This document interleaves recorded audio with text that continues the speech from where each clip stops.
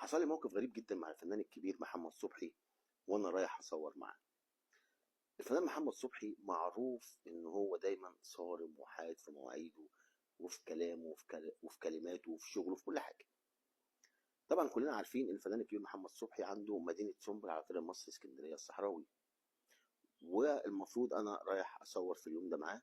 وقبل ما بصور معاه لقيت لك فريق الاعداد جاي يكلمني يقول لي خلي بالك، مدير الانتاج الفنان بيقول لنا لازم المواعيد تكون في ميعادها. لو زدت عن الميعاد اللي انت قلت عليه هيمشي. لو قلت اي سؤال ما عجبوش، يعني سؤال تافه، هو ما بيحبش اسئله تافهه، هيمشي. لو كاميرات فصلت هيمشي، لو صوت فصل هيمشي. تاخد وان شوت الوقت بتاعك وما تعدهوش، وفي نفس الوقت اسئلتك تكون واضحه. هو مش بنعرض على الاسئله، لا هو بصراحه لا، هو بس ايه، اسئله تكون ليها هدف. فطبعا يعني هم ايه، خليكم من جواك ان انت كمان انت عارف عنه معلومات، وكمان هم بيزودوها. فانت بتقف قدام فنان كبير زي كده، فانت مش خايف مهما كان يعني. فقلت نتوكل على الله ورحنا في ميعادنا، رحت ميعادنا قبلها بساعه. فالمهم طبعا انتوا عارفين هناك اللي راح هناك مدينه سنبل، فاللي بيخش المسرح عنده في مكان للجراج ومكان تاني بتاع الاسطبل اللي هو عنده. فانا لفيت من مكان الاسطبل ده ومحدش كان واقف، فدخلت على طول. ففي حته الفنان محمد صبحي دايما هو اللي بيهتم بيها وهو اللي بيزرعها وهو اللي فيها، وممنوع ان حد يدخل فيها، واحد يمشي فيها او يقف فيها.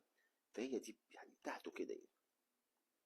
انا ما اعرفش، رحت داخل بالعربيه في الحته اللي هي فيها دي، وقفت العربيه، دخلت سطبت الكاميرات في المسرح واقفين وبتاع.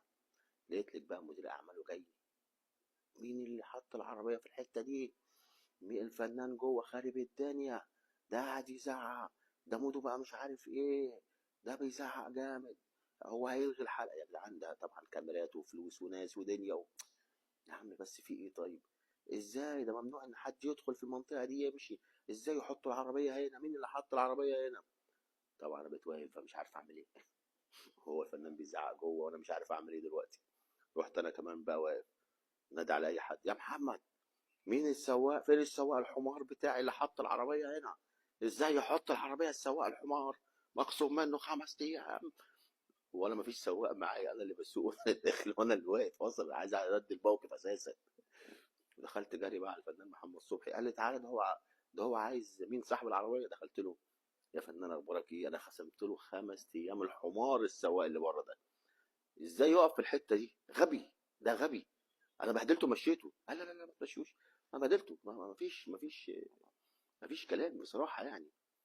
فطبعا فراح ايه، هدي شويه وبتاع وكده. يا فنان بقى ما تزعلش، ده يعني سواق غبي غبي غبي يا فنان. قال لا خلاص مفيش حاجه.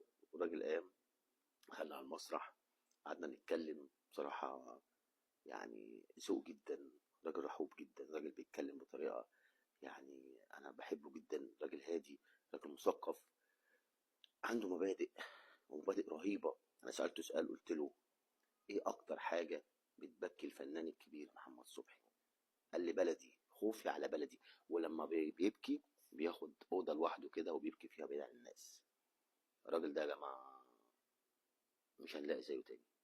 يا ريت يا ريت الناس كلها تبص للفنان الكبير محمد صبحي، المهرجانات تبص ليه. وانا بساله كان في سؤال عايز اساله له ومحروج ان اساله في الفنان ده. كنت عايز اقول له مثلا: المستشار تركي آل الشيخ لما جه رمى كلام وقال انك مشخصاتي، طب السؤال ده اجيبه ازاي؟ خايف اجيب السؤال ده، على ايه اتنرفز واتعفرت وخايف بقى على الاسئله اللي انا بتكلم فيها. انا رميت السكريبت اصلا، بتكلم بقى ارتجالي بقى بيني وبينه كده. فقعدت افكر اجيبه ازاي. فراح اول ما قال لي: انا بحب اجمع الفكر واجمع طائفه جديده من الافكار للناس. فجيت في الحته دي بقى كده هنا، رحت قلت له ايه: طيب الفنان الكبير محمد صبحي بدل ما هو بيحاول ان هو يوصل افكار جديده وفن جديد ويعمل مجتمع فكر كويس جديد واللي احنا واخدين عليه، ليه ما خدتش الفن بتاعك وافكارك وعرضته على خشبة المسرح السعودي؟ ما عشان يقول لي بقى ايه اللي حصل وايه اللي تم وايه اللي تم لقيته بقى راح قال لي كلمة: انا مش مرفهاتي، انا راجل فنان مش مرفهاتي، وهم هناك عايزين اللي يرفههم.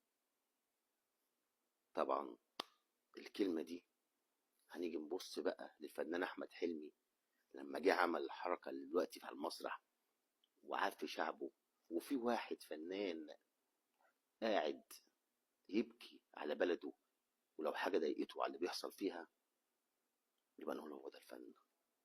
هم دول الناس القيمه والقامه. يا ريت يا ريت، يعني انا بوجه كلمتي لكل المهرجانات، لكل الجوائز، لكل الناس اللي بيحتفلوا بالناس دي، اهتموا بالفنان الكبير محمد صبحي، لانه فعلا فنان بيوصل رساله لبلده.